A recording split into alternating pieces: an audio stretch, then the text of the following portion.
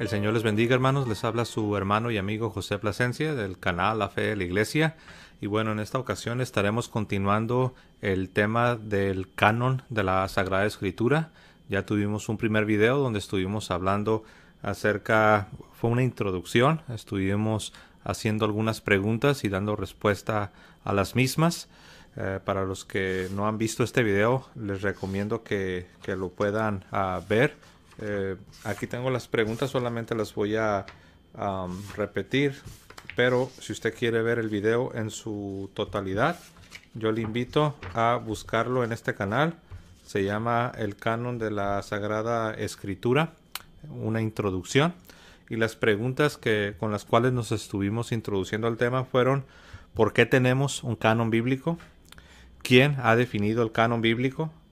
¿Con qué autoridad se ha establecido un canon bíblico? ¿Es lo mismo hablar de canon que de inspiración? ¿Es el canon bíblico infalible? ¿Prometió Jesús guiar a su iglesia a la verdad del canon? ¿A qué iglesia ha guiado Jesús a la verdad de ese canon? Etcétera, etcétera. Estuvimos tratando todos estos temas y estuvimos dando respuesta a estas preguntas que acabamos de hacer. Es muy importante, si ustedes no han tenido oportunidad de ver este primer video, les animo, aún antes de ver este video, vayan a este primer video, a la introducción del canon de la Sagrada Escritura. Y bueno, en esta ocasión, hermanos, vamos a estar haciendo algo distinto. Vamos a continuar y primeramente vamos a estar escuchando unos fragmentos de un video que he encontrado en YouTube. Es una especie de entrevista que se hace a un pastor bautista de la República Dominicana. Es un pastor protestante y vamos a escuchar lo que él tiene que decir sobre este asunto del canon de la Sagrada Escritura. Después estaremos haciendo unas observaciones, algunos comentarios, y después vamos a estar viendo algunos otros puntos. ¿Les parece? Bueno, pues sin más preámbulos, vamos a estar haciendo lo que hemos dicho. Vamos a ir a este video y vamos a estar escuchando.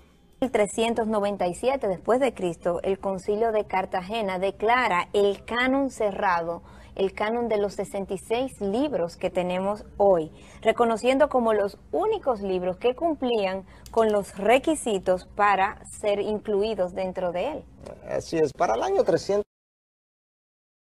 Bueno, como ya escucharon, aquí la señorita que está haciendo la entrevista dice que ya para el año 397, en el concilio de Cartagena o Cartago, la iglesia, ella no menciona qué iglesia, pero es la iglesia católica. Ella nos dice que la iglesia ya ha confirmado lo que es el canon, solo que ella comete un error. Ella dice que la iglesia confirma el canon de 66 libros que aparecen en las Biblias protestantes, lo cual no es verdad. La iglesia católica, precisamente en el año 397, hace una ratificación, una confirmación de lo que anteriormente otros concilios regionales habían establecido, y también lo que se encuentra en la lista de San Atanasio. Entonces, en el año 397 se ratifica de manera definitiva, de manera oficial, los cánones de los concilios anteriores, y es un canon que es el canon católico, el único canon en la realidad que existe, que son 73 libros, no son 66. Hablar de un canon de 66 libros te tendría que llevar aproximadamente después del siglo XVI. Aunque aún después del siglo XVI, no realmente en la práctica no había un canon de 66. Las iglesias originales, bueno, entre comillas, iglesias originales de la Reforma, que se separaron de la iglesia, lo que se conoce como la iglesia anglicana, la iglesia luterana, la presbiteriana y algunos otros grupos, ellos en sus Biblias que utilizaban, ellos todavía incluían los libros que pertenecen al canon católico, que comúnmente se les conoce como deuterocanónicos y que los hermanos separados llaman apócrifa. Pero el punto que quiero hacer es que ni aún después de la llamada reforma se tenían Biblias en circulación que solo tuviesen 66 libros. Pero bueno, aquí la señorita nos dice que esto es algo que viene del 397 en el concilio de Cartagena o Cartago, lo cual no es así. El canon de la Sagrada Escritura que se confirmó en el 397 no fue de 66, fue de 73 libros, lo cual refleja el canon católico, el canon de la Sagrada Escritura. Pero bueno, eso es a manera de introducción. Debemos prestar mucha atención a lo que se nos dice, no solo en este video que estamos analizando, sino en la realidad. Siempre que estemos escuchando a una persona, sobre todo si se trata de algún hermano separado, mayor atención debemos prestar. Y bueno, miren, vamos a hacer algo, vamos a escuchar de nuevo lo que ella dice para refrescar y comparar con lo que yo les acabo de decir. Canon cerrado, el canon de los 66 libros que tenemos hoy, reconociendo como los únicos libros que cumplían con los requisitos para ser incluidos dentro de él. Así es, para el año 367 ya Anastasio, uno de los líderes de la iglesia, tenía una lista exacta de los libros considerados canónicos, ¿verdad?, para nosotros, que corresponde exactamente a la lista que nosotros tenemos en la Biblia protestante hoy en día. ¿Cómo? Ahí, como también acaban de escuchar, se vuelve a cometer el mismo error. Este pastor, que no lo mencioné, su nombre es Miguel Núñez, es un pastor bautista, repito, de la República Dominicana. Él ahora cita a la famosa lista de San Atanasio. Él dice Anastasio, pero bueno, se puede entender por qué se confunde Anastasio y Atanasio, pero es San Atanasio. La lista del 367, solo que él vuelve a repetir el error de la señorita, donde él dice que esa lista de San Atanasio corresponde a la lista de la Biblia protestante o al canon protestante, lo cual no es correcto. No sé, la verdad, pareciera como que si no consultaron bien las fuentes, como que tal vez no se informaron bien sobre estas fuentes del concilio de Cartago o Cartagena del 397, y también sobre lo que ha dicho de la lista de San Atanasio. Él dice que corresponde con el canon protestante, lo cual no es verdad. Cualquier persona, no necesariamente católico, cualquier protestante o cualquier persona, cualquier historiador, aunque no sea cristiano, sabe que la lista de San Atanasio no refleja el canon protestante. Pero bueno, vamos a continuar escuchando lo que ellos tienen que decir. ¿Cómo ocurre esto? Que llegamos a tener y entender que son válidos los libros que entraron a formar parte de ese canon. Bueno, como te decía, esto fue un proceso, ¿verdad? Y estos libros necesitaban, de acuerdo a la comunidad primitiva, de acuerdo a los padres y fundadores de la iglesia, necesitaban haber sido escritos por hombres de Dios. Miguel, tengo aquí que el Concilio Vaticano II, entonces, busca mediar y calmar cierta tensión que tiene entre la autoridad que plantea los escritos de la Biblia. Bueno, antes de escuchar lo que aquí ellos ya empiezan a hablar, aquí ellos como que se desvían un poco del tema. El tema es el canon y ellos van a comenzar ahorita a hablar acerca del Segundo Concilio Vaticano y empiezan a tocar un poco en el tema de la Sagrada Tradición. Pero antes de ir a eso, ellos acaban de mencionar, o el pastor Miguel Núñez mencionó algo. Él mencionó que, porque le pregunta cómo es que sabemos o cómo es que se llegó a confirmar que estos eran los libros que debían estar en la Biblia. Y el pastor Miguel Núñez dice que habla de una iglesia primitiva. Es interesante porque aún menciona a los fundadores de la iglesia, creo que hasta menciona la palabra los padres de la iglesia. Pero es interesante cómo se abordan todos estos temas sin que se cuestione, ok, hablas de la iglesia primitiva, pero la pregunta que todo cristiano, ya sea católico o protestante, debería de hacerse cuando te empiezan a hablar de una iglesia primitiva, de una comunidad primitiva, de fundadores de la iglesia o de padres de la iglesia, todo cristiano debe preguntarse, ok, exactamente a qué te refieres. ¿Cuál es esa iglesia de la que tú hablas? Hablas de una iglesia primitiva, pero ¿cuál es esa iglesia? En qué creía esta iglesia? ¿Cuál era la estructura de esta iglesia? ¿Cómo eran los ministros de esta iglesia? ¿Cuáles eran las creencias de esta iglesia? Eso no se menciona, nada más se pasa por alto. Pero si uno va a la historia, si uno va a los escritos de los padres apostólicos, que son los discípulos de los apóstoles y los discípulos de los apóstoles, uno puede encontrar lo que es conocido como la catolicidad de la fe. Y es por eso que hablamos de la fe cristiana como una fe católica. Uno puede ver la catolicidad de la iglesia y es por eso que hablamos de la iglesia católica. La iglesia no se llama católica, no es que hay un letrero en la entrada que diga iglesia, que esta se llama la iglesia católica. La iglesia no se llama católica en sí, sino que la iglesia es católica, es conforme al todo, es conforme a la fe que fue recibida universalmente por la prédica universal de los apóstoles y los discípulos de los apóstoles. Entonces, esta fe que es conforme al todo, que es conforme a lo recibido universalmente por los apóstoles, es la fe católica, y la iglesia que abraza, cree y defiende esta fe es la iglesia católica. Pero bueno, no me quiero desviar mucho del tema, pero quise hacer este paréntesis. Si tú eres un hermano, si eres cristiano, pero no estás en comunión con la iglesia católica por la razón que sea, seguramente tú has escuchado hablar de esto, de iglesia primitiva y la comunidad primitiva y los escritos de los padres de la iglesia. Hasta las preguntas que yo me he hecho. ¿Quiénes son estos hombres? Por ejemplo, muchos hablan de San Agustín, muchos hablan de San Atanasio. Claro, los protestantes no dicen San Agustín, nada más dicen Agustín. No dicen San Atanasio, dicen Atanasio. No dicen San Jerónimo, dicen Jerónimo. Pero bueno, Jerónimo, Agustín, Atanasio. Pregúntate quiénes eran ellos. Encontrarás que fueron sacerdotes. Encontrarás que algunos fueron obispos. Encontrarás que creían en los sacramentos. Encontrarás que creían en la Iglesia Católica.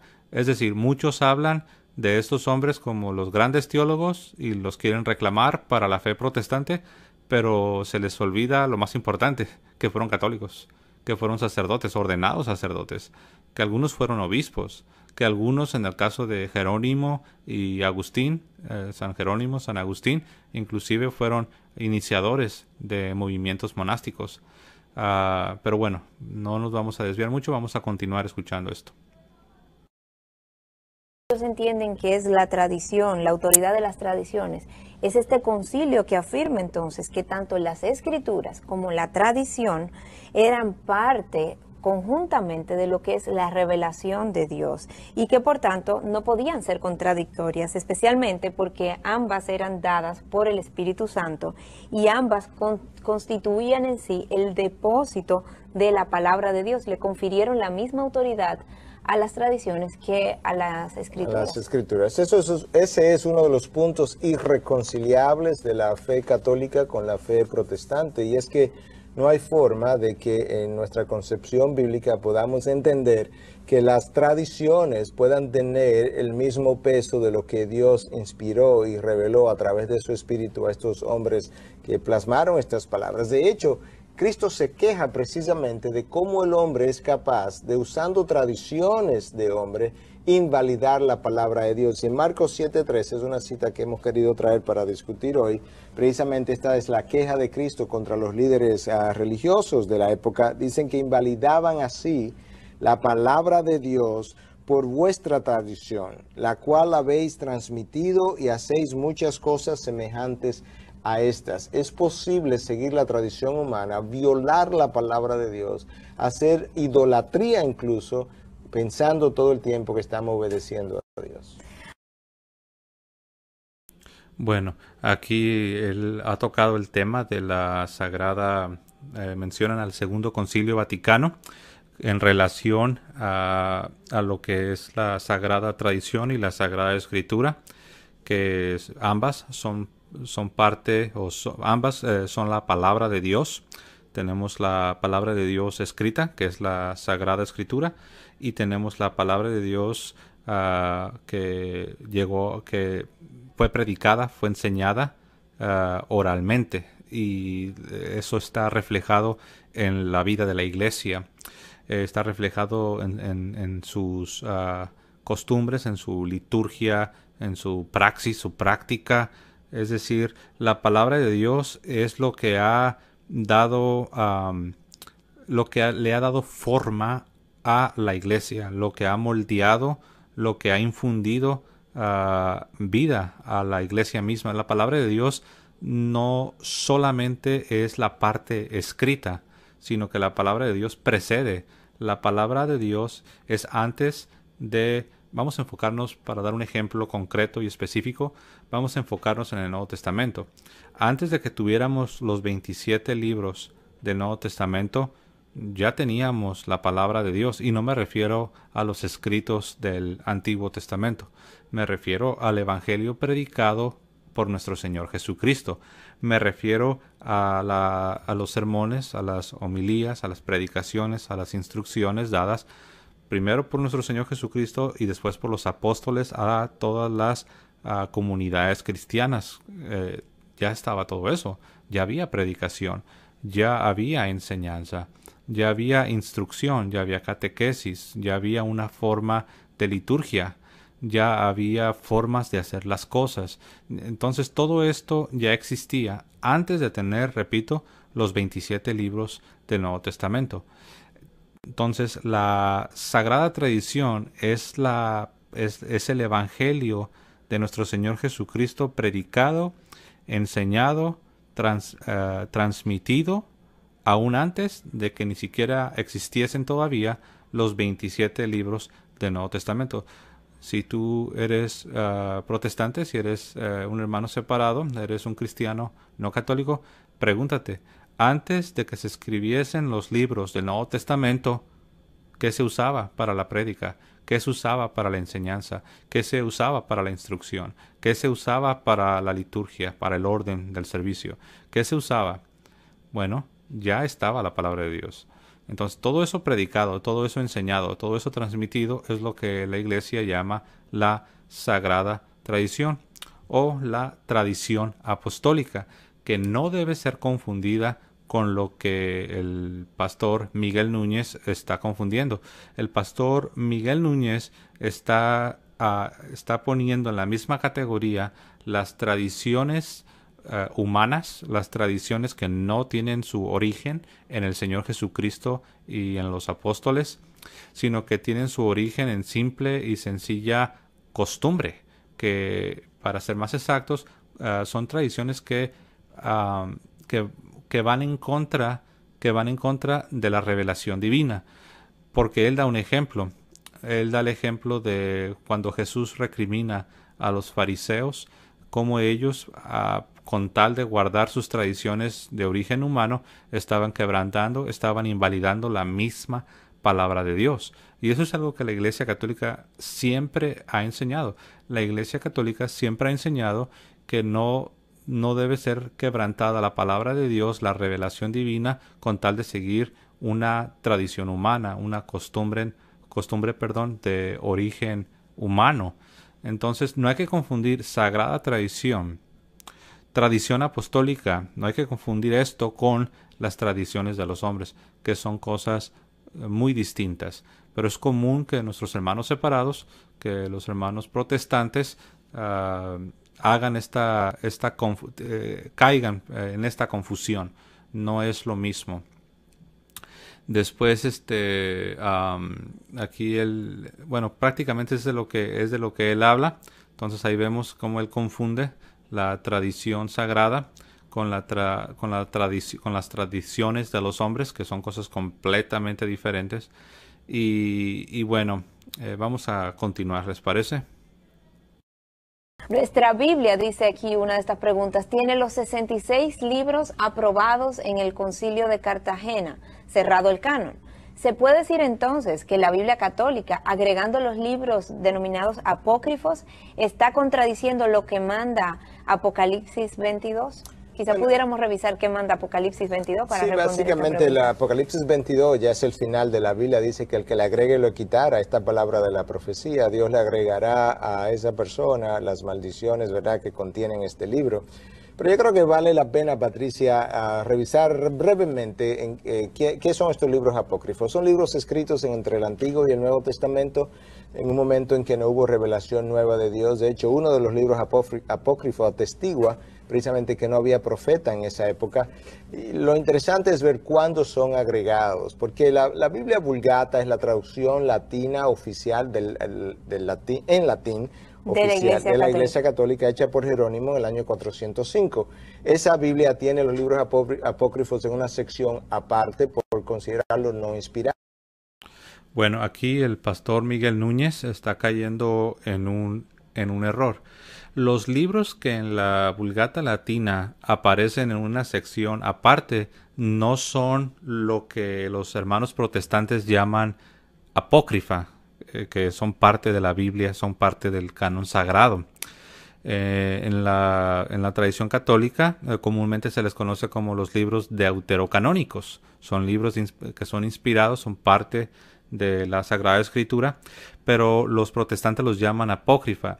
Ahora, aquí el pastor Miguel Núñez nos está diciendo que en la Vulgata Latina, que es la Biblia oficial de la Iglesia Católica, nos dice que San Jerónimo pone estos libros deuterocanónicos, que sí son inspirados y son parte de la Sagrada Escritura, los pone en una sección aparte, que los separa, como dando a entender que no eran palabra de Dios, lo cual es incorrecto, porque los libros que aparecen en una sección aparte no son los deuterocanónicos, sino que son libros que efectivamente desde los tiempos de San Jerónimo, desde los tiempos en los primeros siglos de la Iglesia, se conocían como libros no inspirados. Estamos hablando de tercera y cuarta de Macabeos, estamos hablando de segunda de Esdras, estamos hablando de libros que efectivamente nunca se han reconocido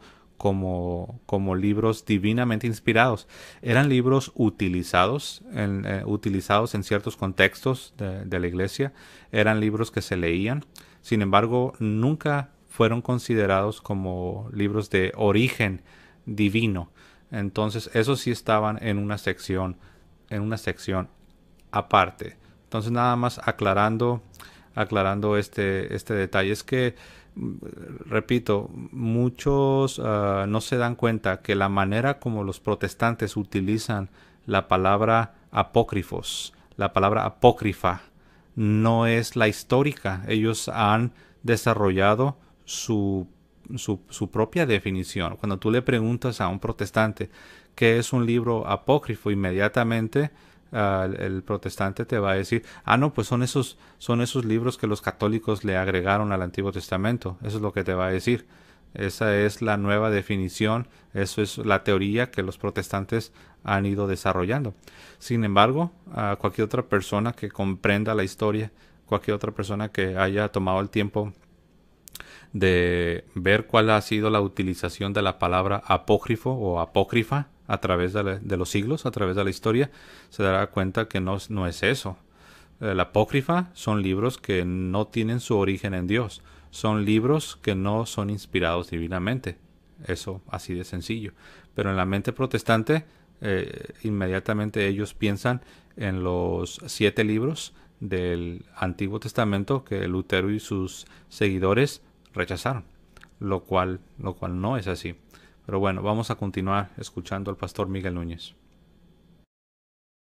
La Iglesia Católica agrega estos libros en el año 1546, 29 años después que Lutero proclamara la Reforma, precisamente para justificar muchas de las cosas que Lutero estaba contradiciendo. Que estaba denunciando. Claro, los protestantes no han quitado los libros apócrifos, es al revés. La Biblia Católica agregó los libros apócrifos mucho después. 1546 años después.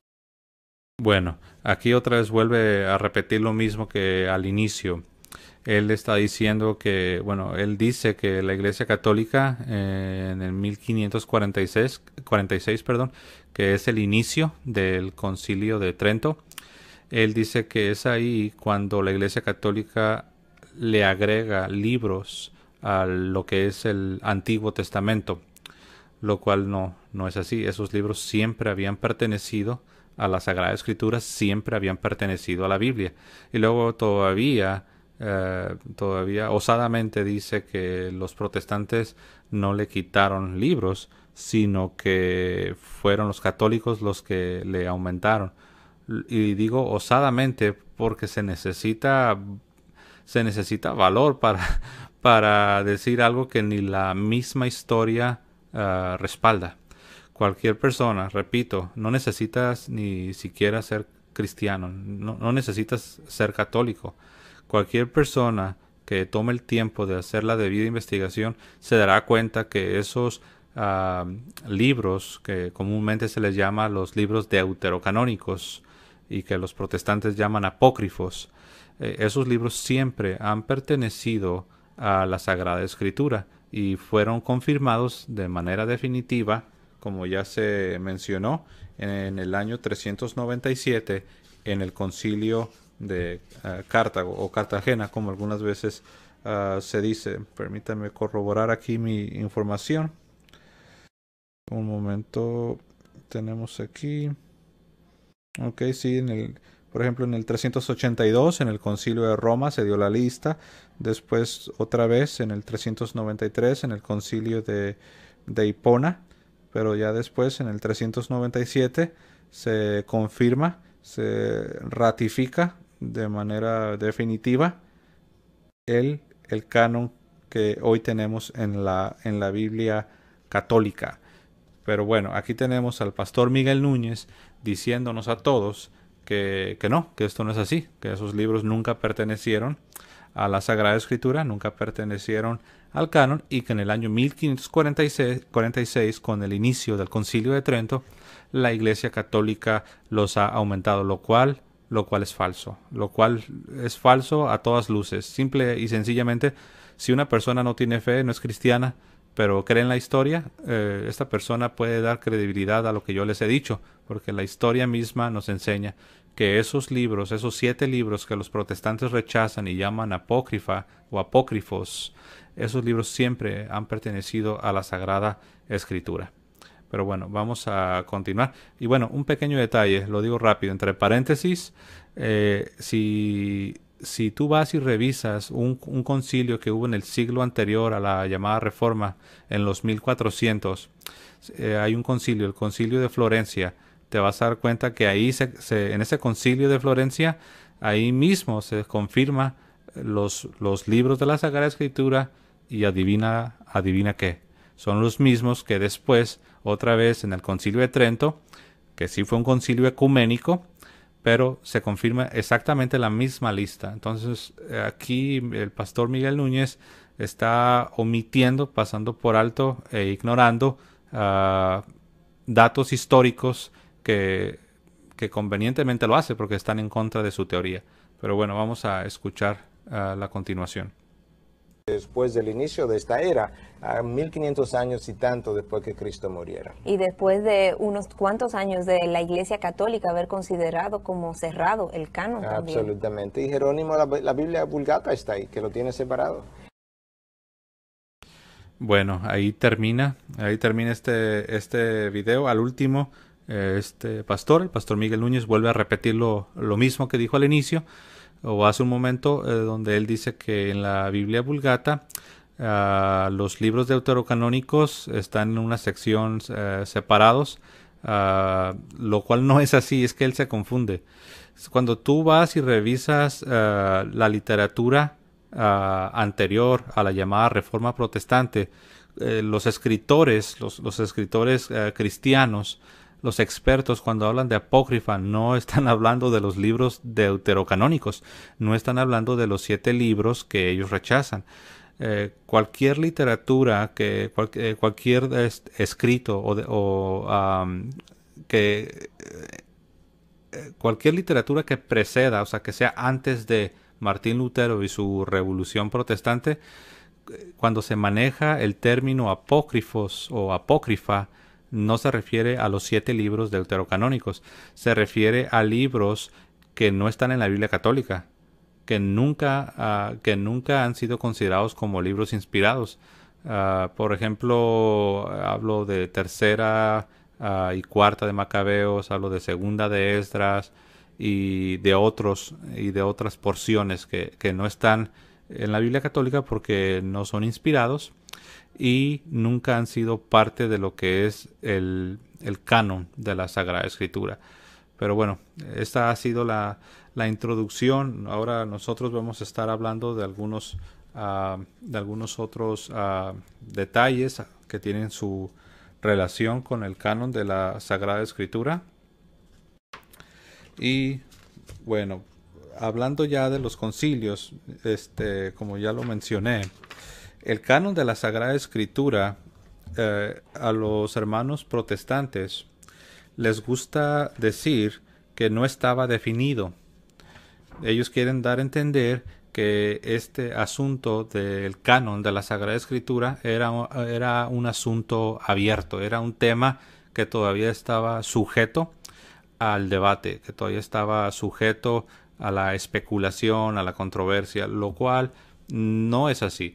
Ciertamente hubo controversia, hubo especulación, hubo debate cuando Martín Lutero comienza su revolución religiosa, su revolución protestante, pero eso no significa que el canon de la Sagrada Escritura no estuviera ya bien determinado, ya bien establecido. Eso no significa que antes de Martín Lutero la Iglesia del Señor Jesucristo no tuviese bien en claro cuál era su Biblia, cuál era su canon sagrado, su Sagrada Escritura. Entonces, eso es muy importante porque es común escuchar a los hermanos separados repetir esto, repetir que para el tiempo de Lutero todavía el tema del canon de la Sagrada Escritura estaba sujeto a debate, todavía estaba abierto, todavía no se decidía bien, lo cual no es así, porque como estos hermanos que acabamos de ver, como ellos han reconocido en los concilios del siglo IV, en diferentes concilios regionales, se estableció lo que es el canon de la Sagrada Escritura, que es el canon católico, no es el llamado canon de 66 libros que los hermanos separados utilizan. Hablar de un canon de 66 libros es algo muy reciente. Nunca a través de los siglos, a través de la historia, se había manejado un canon de 66 libros. Esto es producto de la llamada Reforma Protestante. Y no sé si recordarán, en el video anterior les hablé que este asunto de una lista de 66 libros ni siquiera es algo que Martín Lutero haya aceptado, ya que Martín Lutero rechazó, aparte de rechazar 7 libros del Antiguo Testamento, Martín Lutero rechazó 4 libros del Nuevo Testamento. Esos 4 libros del Nuevo Testamento que Lutero rechaza es la Carta de Santiago, la Carta de Hebreos, es también Judas y el libro del Apocalipsis. Estos 4 libros, aunque sí aparecen en la traducción que hizo Martín Lutero al alemán, Martín Lutero se encargó de agregar a manera de encabezado unos prefacios donde Martín Lutero habla de estos libros, de esos 4 libros que les acabo de mencionar. Él empieza diciendo que son libros buenos, son libros que pueden ser edificativos, pueden ayudar a la edificación cristiana, pero él también se encarga de decir que no son de origen divino, que él no los reconoce como libros inspirados divinamente, o para usar el lenguaje de Lutero, así dijo Lutero, no los acepto como parte de mi canon. Él era muy dado a utilizar expresiones así, cosas como mi canon o mi enseñanza. Pero bueno, entonces Martín Lutero en la realidad no aceptó, no hablaba de un canon de 66. Martín Lutero hablaba de un canon de 62 libros. Bueno, eso es a manera de una nota, es una nota interesante. Tristemente, muchos de los mismos hermanos separados no saben esta información que yo les estoy compartiendo. Algunos sí, pero ellos se defienden respondiendo, no, es que tienes que entender, Martín Lutero no era perfecto. Entonces ellos lo que dan a entender es que Martín Lutero se equivocó. Ahora, si Martín Lutero se equivocó en este asunto del canon de la Biblia, si Martín Lutero se equivoca al decir que estos 4 libros no eran inspirados, eso constituiría un error grave, porque no estamos hablando de un tema sin importancia, no estamos hablando de una doctrina inferior, no estamos hablando de un tema pequeño, estamos hablando de un tema de suma importancia, estamos hablando de determinar cuáles son los libros que corresponden a la Sagrada Escritura. La pregunta sería esta, para aquellos que intentan defenderse diciendo que es que Martín Lutero no fue perfecto. La pregunta sería, entonces, si Martín Lutero se equivocó en cuestiones tan importantes como lo es el canon de la Sagrada Escritura, pregúntate, ¿cómo sabes tú que ese mismo Martín Lutero no se equivocó en otros temas? ¿Cómo sabes tú que ese mismo Martín Lutero que tú mismo reconoces que no fue perfecto y que cometió errores, cómo sabes que no se equivocó en su doctrina de sola escritura? ¿Cómo sabes tú que no se equivocó en su doctrina de salvación por la fe sola? ¿Cómo sabes tú que Martín Lutero no se equivocó en su rechazo de la iglesia? ¿Cómo sabes tú que Martín Lutero no se equivocó en su rechazo de los sacramentos? En su rechazo del vicario de Cristo, el representante de Cristo en la tierra, el Papa, el sucesor de Pedro. ¿Y cómo le haces para decidir cuándo se equivoca y cuándo no se equivoca?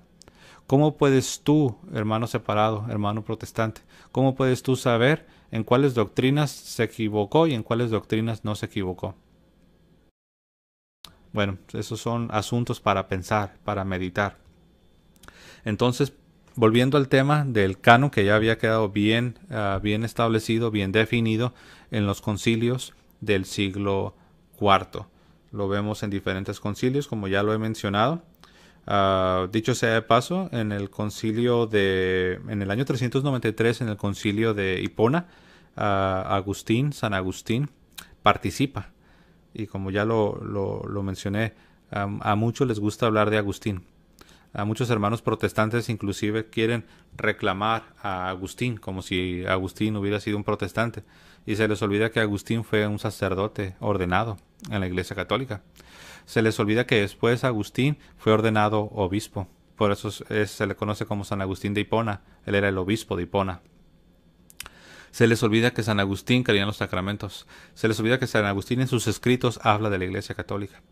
Se les olvida que San Agustín fue fundador de un monasterio. Pero bueno, más detalles para la reflexión, para meditar. Vamos antes de pasar al siguiente tema. Entonces, mis amados hermanos, el canon de la Sagrada Escritura definitivamente ya había sido bien definido, bien establecido en los concilios del siglo IV. Ahora, no significa que antes del siglo IV la Iglesia no sabía cuáles eran los libros inspirados. El problema o la razón por la que hablamos de concilios definiendo, concilios determinando, concilios tomando decisiones en cuanto a los límites del canon de la Sagrada Escritura es o obedece a que había grupos, había ciertas iglesias, algunos obispos que estaban experimentando dudas en cuanto a algunos libros. Consideraban que algunos libros que son parte de la Sagrada Escritura, ellos tenían dudas sobre algunos libros. Pensaban que tal vez algunos de esos libros no debían pertenecer al Nuevo Testamento. o experimentaron también algunas dudas en cuanto a otros libros, como por ejemplo la carta de Clemente, el libro del pastor de Hermas. Si no te suenan familiares, no te preocupes, es porque esos libros no están en la Biblia y por lo tanto no son tan populares, pero en algunas comunidades de los primeros siglos de la iglesia tenían dudas sobre esos libros. Entonces algunos querían agregarle libros al Nuevo Testamento, algunos querían quitarle.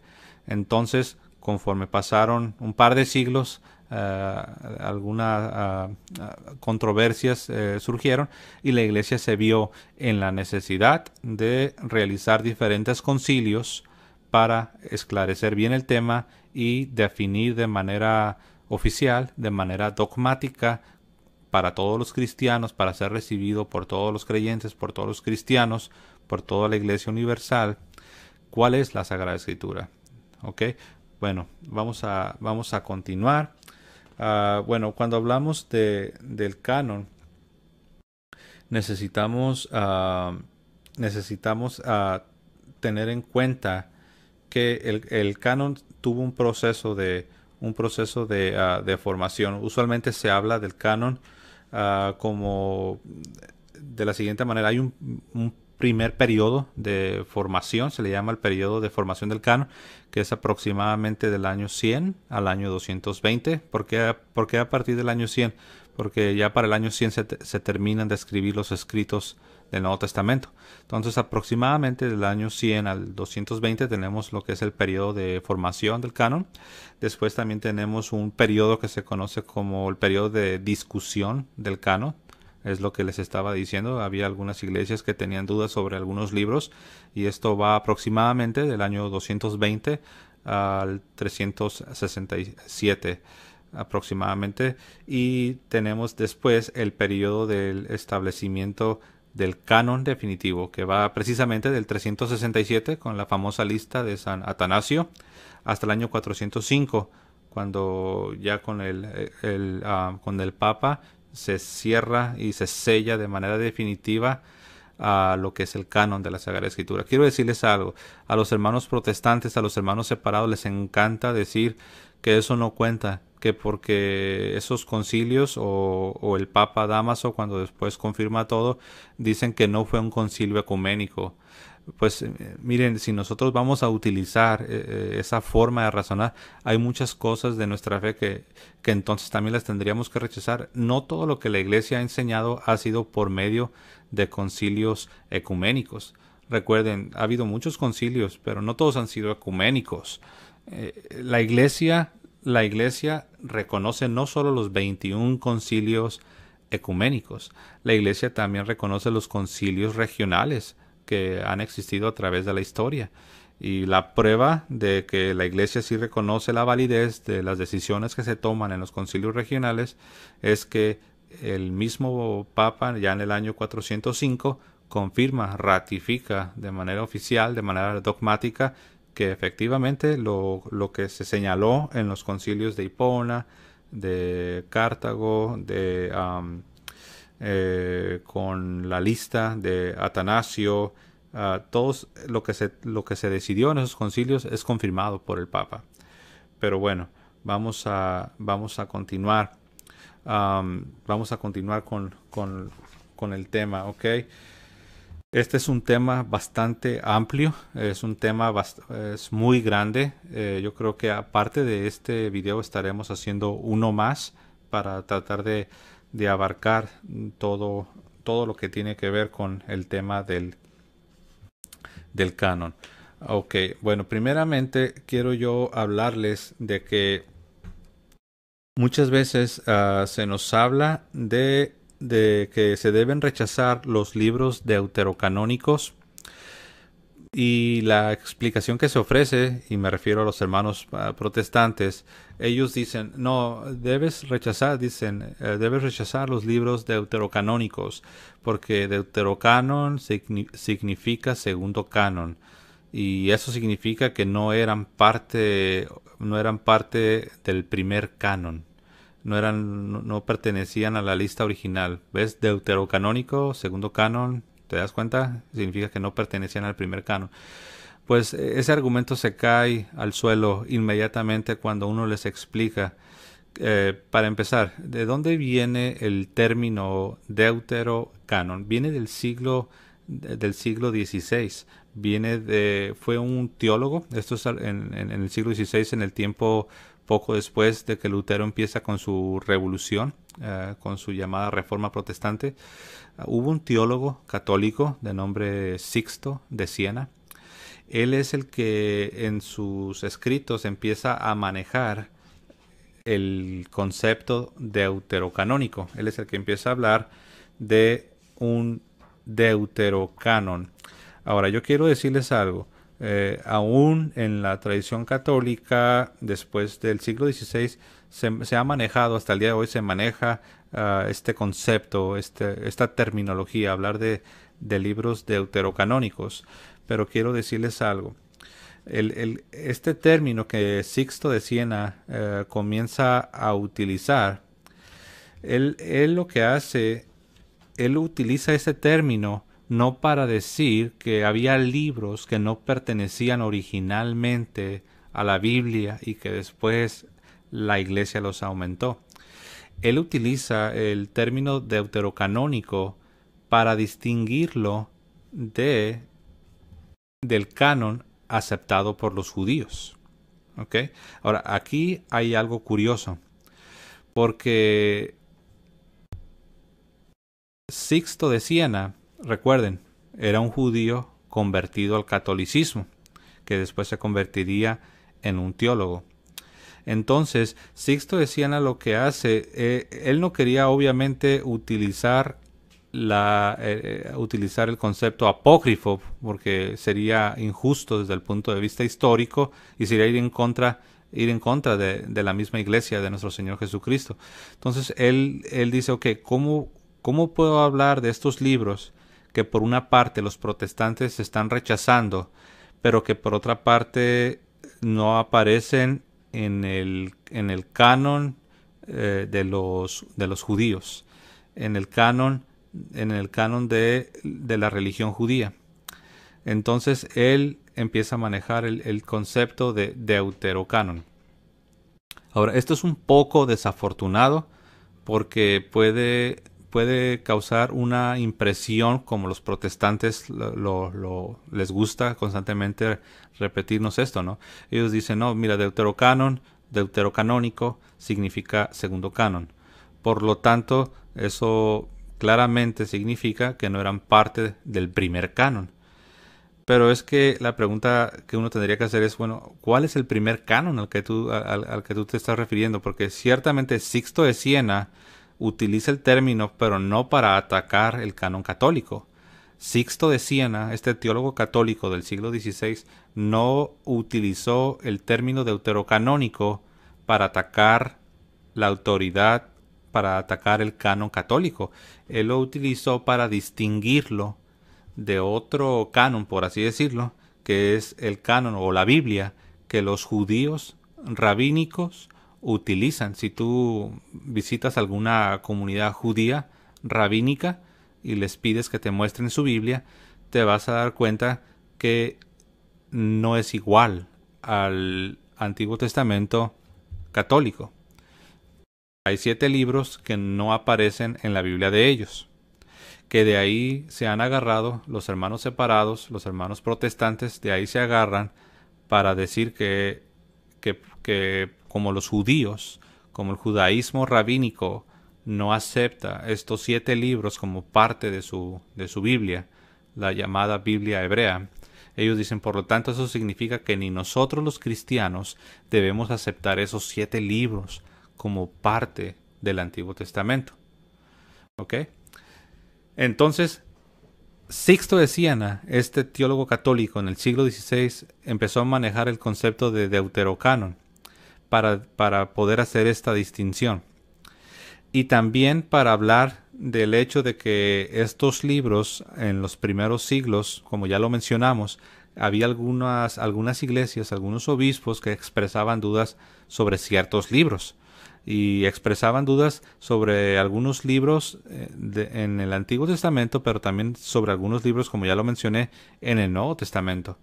Entonces, vamos a dejar ahorita a un lado la utilización del término deuterocanónico, pero vamos a hablar de lo siguiente. Miren, vamos a aceptar es que si no lo aceptamos, pues la pregunta sería, pues ¿qué otra palabra usamos? Si no nos gusta la palabra deuterocanónicos, ¿qué otra palabra pudiéramos utilizar? Se vuelve complicado, pero para ser prácticos vamos a utilizar deuterocanónicos. Ok, si vamos a hablar de libros deuterocanónicos,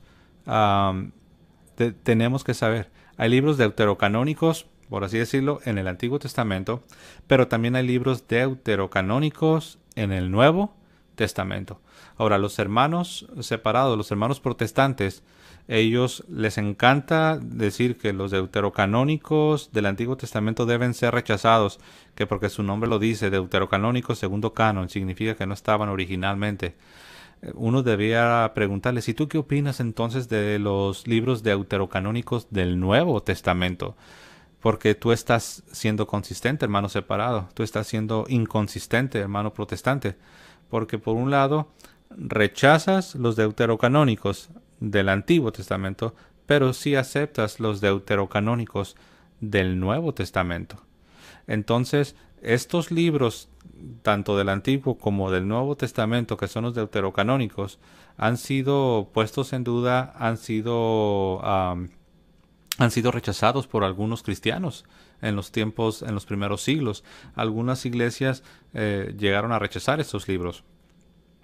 Pero ha sido la iglesia, con su autoridad recibida por el mismo Señor Jesucristo, que le dijo que el Señor Jesucristo estaría con ella todos los días, que el Espíritu Santo iba a guiar a la iglesia, no a un llanero solitario, no a una persona, a un teólogo escondido debajo de una piedra, no, a la iglesia, que el Espíritu Santo iba a guiar a la iglesia a toda verdad. Entonces, con esa autoridad que el mismo Señor Jesucristo le da a la iglesia puso fin a esas controversias. La iglesia puso fin a todo ese debate, a toda esa especulación. Y los libros que algunos rechazaban, tanto del Antiguo como del Nuevo, la iglesia, sabes, es tiempo de arreglar esto, y la iglesia nos da una definición, nos da una lista oficial. Y a esos libros que algunos ponían en duda, que algunos rechazaban, es lo que ya en el siglo XVI, Sixto de Siena, este teólogo católico, por falta de mejor palabra, utiliza la palabra deuterocanon para hablar de estos libros. Pero los hermanos protestantes llegaron a la escena y ahora ellos le dan otra definición completamente diferente. Dan a entender que los deuterocanónicos son falsos. Pero bueno, entonces esa sería una buena pregunta para los hermanos separados. Si alguien te empieza a decir de los deuterocanónicos que los rechaza porque son deuterocanónicos, que significa segundo canon, tú puedes preguntarle, entonces, ¿por qué aceptas los deuterocanónicos del Nuevo Testamento? La mayoría ni siquiera saben que hay deuterocanónicos en el Nuevo Testamento. O sea, no saben que hay libros que han sido, históricamente algunos han rechazado, que históricamente algunos han puesto en duda. Es lo que algunos llaman antilogomena. No me quiero meter demasiado en términos muy técnicos, pero en lo que es teología algunos llaman antilogomena y prologomena, pero bueno, no nos vamos a meter en eso. O sea, significa libros que han sido puestos en duda. Entonces, el argumento protestante sobre los deuterocanónicos es inconsistente, porque por un lado aceptan la autoridad de la Iglesia Católica en cuanto a los libros del Nuevo Testamento, porque fue con la autoridad de la Iglesia Católica que se confirmaron los 27 libros del Nuevo Testamento, incluyendo esos libros que algunos rechazaban, que para fines de estudio se les llamó libros deuterocanónicos. Eso sí lo aceptan sin ningún problema. No, pero por el otro lado, ya cuando ya no les gusta y ya no quieren aceptar la autoridad de la Iglesia Católica es cuando se refiere a los deuterocanónicos del Antiguo Testamento. Entonces hay una inconsistencia. Aceptan los del Nuevo, pero rechazan los del Antiguo. Entonces es como decir, pues le creo a los católicos en cuanto al Nuevo, pero ya en cuanto al Antiguo ya no le creo a los católicos. Ahí ya vemos una inconsistencia. Es como que uno está escogiendo qué cree y qué no cree. Ese es el problema, tristemente, el problema del protestantismo, que centra la autoridad y el juicio en el individuo.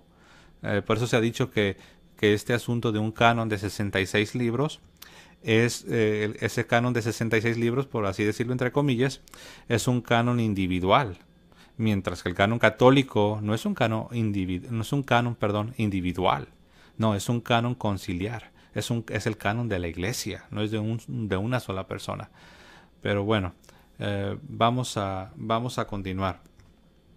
Entonces, mis amados hermanos, el asunto con el canon en cuanto al Antiguo Testamento, los hermanos protestantes le dan más autoridad, le dan más peso a lo que dicen los maestros del judaísmo rabínico. Ahora, aquí en cuanto al judaísmo rabínico, esto es algo muy interesante, porque si ustedes se preguntan, bueno, ¿qué es esto? Porque ya te escuché hablar varias veces de judaísmo rabínico. ¿Qué es exactamente el judaísmo rabínico? Bueno, el judaísmo rabínico nace a partir de la destrucción de Jerusalén y del templo en el año 70, con la invasión de Roma, del Imperio Romano. Saquean y destruyen la ciudad, también destruyen el templo. Entonces, después de la destrucción del templo, después de la toma de Jerusalén en el año 70 después de Cristo, pues imaginen los judíos. Bueno, antes de empezar a hablar de esto, en el templo estaban los judíos que había de los dos. Había quienes habían aceptado que Jesús de Nazaret era el Mesías, es decir, cristianos. Recuerden que la primera iglesia fue una iglesia judía completamente, o casi completamente. Los primeros cristianos, las primeras generaciones, la primera iglesia, por así decirlo, era una iglesia judía. Y ellos todavía se seguían reuniendo en torno al templo.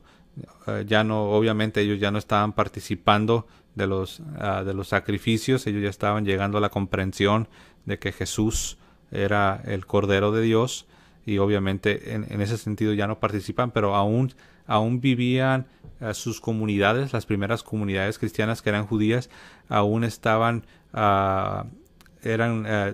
todavía tenían una relación estrecha y cercana con el templo. Entonces, en el templo tenemos a comunidades judías que habían aceptado a Jesucristo, como a Jesús de Nazaret, como el Mesías, y aunque eran en relación, tal vez podemos hablar de minoría, y tenemos a otra población, a otras comunidades judías también, pero que habían rechazado a Jesús como el Mesías.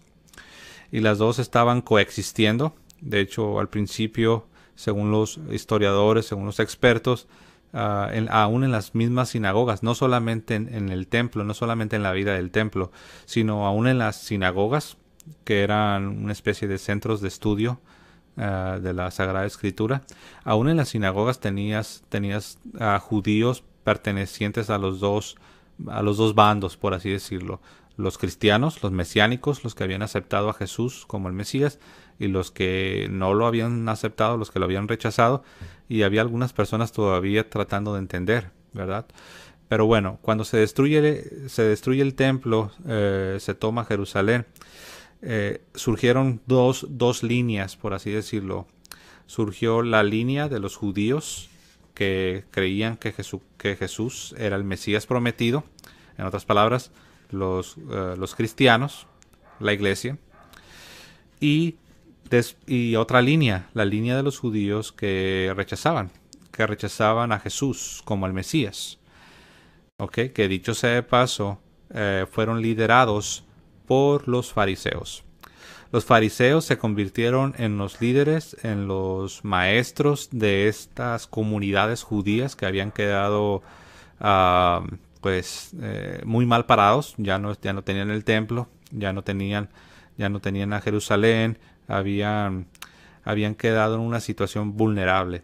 Entonces había que reconstruir las comunidades, había que reunificar al pueblo, y bueno, los que no aceptaban a Jesús de Nazaret como el Mesías eran liderados, eran instruidos, eran enseñados por los fariseos. ¿Ok? Posteriormente, con el paso del tiempo, es a esta corriente que sale producto de la destrucción de Jerusalén y del templo, a esta corriente es lo que se le llama como el movimiento rabínico. Es como ahí empieza la formación. Esos son los inicios del periodo rabínico, que también se le puede llamar el judaísmo rabínico. Y había otra corriente que también salió después de la destrucción de Jerusalén, que son los judíos que sí aceptaban que Jesús era el Mesías. Y esa es la iglesia, que al principio fue judía, pero conforme fueron pasando los años, el número de gentiles empezó a crecer conforme se fue expandiendo por todo el mundo, y es lo que hoy conocemos como la iglesia universal, la iglesia conforme al todo que recibió la fe dada por los apóstoles universalmente. Es la fe católica, es la iglesia católica. En otras palabras, para hablar más claro, después de la destrucción de Jerusalén y del templo en el año 70, se ve claramente una gran separación entre la iglesia católica, y aquellos que no creían que Jesús era el Mesías, que es lo que conocemos como el judaísmo rabínico. Después, con el paso del tiempo, este movimiento, la verdad, podemos hablar hasta de una, realmente ellos, estos fariseos, y sus descendientes, que son los famosos rabís, son los rabinos judíos. Ellos crearon prácticamente una nueva religión. Realmente, cuando usted piensa en el judaísmo moderno, que comúnmente es o principalmente es el judaísmo rabínico, porque hay otras formas de judaísmo, pero no me voy a meter en eso. Hay otras formas de judaísmo, pero el que más dominó y el que más conocemos es el judaísmo rabínico. Después de esta destrucción, por un lado sale la iglesia y por otro lado sale el judaísmo rabínico. Los fariseos y después sus descendientes, los rabinos. Ahora, con el paso del tiempo, conforme los siglos fueron pasando, los rabinos, el judaísmo rabínico, ellos crean su propia versión de la Sagrada Escritura, que es lo que hoy se conoce como el Antiguo Testamento o la Biblia hebrea, y esta Biblia hebrea es igual al Antiguo Testamento que utilizan los hermanos protestantes. Entonces, ¿cómo es posible que los hermanos protestantes le estén dando más autoridad a una nueva religión judía que se caracterizó desde sus inicios no solo por una hostilidad a la iglesia, sino por un rechazo de Jesús de Nazaret como el Mesías prometido? Entonces, miren, en la realidad de ellos vienen a formar su Biblia hebrea, que también se conoce como el texto masorético. Viene de la palabra de los masoretas, de Mesora, de los masoretas, que eran los sabios, eran los maestros, eran los rabinos, eran los que instruían a este remanente judío que quedaron sin hogar, parte de su identidad había sido quebrantada. Entonces, pero que principalmente se distinguían por haberse separado de sus otros hermanos judíos que sí habían aceptado a Jesús de Nazaret como el Mesías. Entonces, y habían pasado ya siglos. La iglesia ya tenía siglos en existencia. La iglesia ya se había definido en cuanto al canon de la Sagrada Escritura. La iglesia ya lo había definido. Fue siglos después que los rabinos, que el judaísmo rabínico, ellos establecen su texto sagrado, y ellos rechazan los libros que ahora conocemos como deuterocanónicos. Y siglos después, muchos siglos después, vienen los protestantes, se separan de la iglesia y dicen, ¿saben? Le vamos a hacer más caso al judaísmo rabínico. Ellos no tienen 46 libros, ellos tienen 39, y le vamos a dar prioridad a lo que ellos dicen, le vamos a dar precedencia a la autoridad del judaísmo rabínico. Y esa es la razón por la cual los hermanos protestantes en su Antiguo Testamento tienen 39 libros en lugar de 46. Para hacerlo muy sencillo. ¿Por qué tiene un protestante en su Biblia 39 libros en el Antiguo Testamento? Pues porque ellos están siguiendo al judaísmo rabínico que nació después de la destrucción de Jerusalén, después de la destrucción del templo, y eran judíos que no reconocían que Jesús fuese el Mesías prometido. ¿Ok? Entonces, siendo que Dios estaba con la iglesia, no estaba con esta nueva religión que se estaba formando, no estaba con el judaísmo rabínico. Entonces la pregunta es, ¿cómo es posible que los protestantes le estén dando más autoridad al judaísmo rabínico que a la misma iglesia del Señor Jesucristo? Esa es una pregunta que muy pocos se hacen o que muchos nunca se la han hecho, y es muy importante. Miren, el tema es muy extenso. En el siguiente video vamos a estar hablando más en detalle sobre el judaísmo rabínico. Vamos a estar hablando más en detalle sobre cómo es que el término deuterocanónico se presta a malas interpretaciones. Ya lo hablé un poco, pero vamos a estarlo conectando con esta idea de un canon hebreo, o de una Biblia hebrea, como algunas veces se dice. Pero quiero dejarlos pensando en todos estos temas que yo les he estado compartiendo. Lo que nosotros tenemos en la Biblia católica es un canon que nos ha sido dado, nos ha sido confirmado por la iglesia establecida por nuestro Señor Jesucristo. Lo que los hermanos separados tienen en su Antiguo Testamento es una lista, es un canon que les ha sido heredado por el judaísmo rabínico, que se ha caracterizado por un rechazo de Jesús como el Mesías prometido. ¿Con quién te quedas tú? Bueno, aquí vamos a terminar, mis amados hermanos. Les animo a suscribirse al canal. Si no lo han hecho, hagan clic en el botón rojo para suscribirse. Hagan clic en la campanilla para que reciban avisos sobre nuevos videos. Y dejen sus comentarios si tienen alguna pregunta, alguna duda. Quizás si hay algo que yo he dicho que ha sido impreciso o que tal vez se puede prestar la confusión, también háganmelo saber.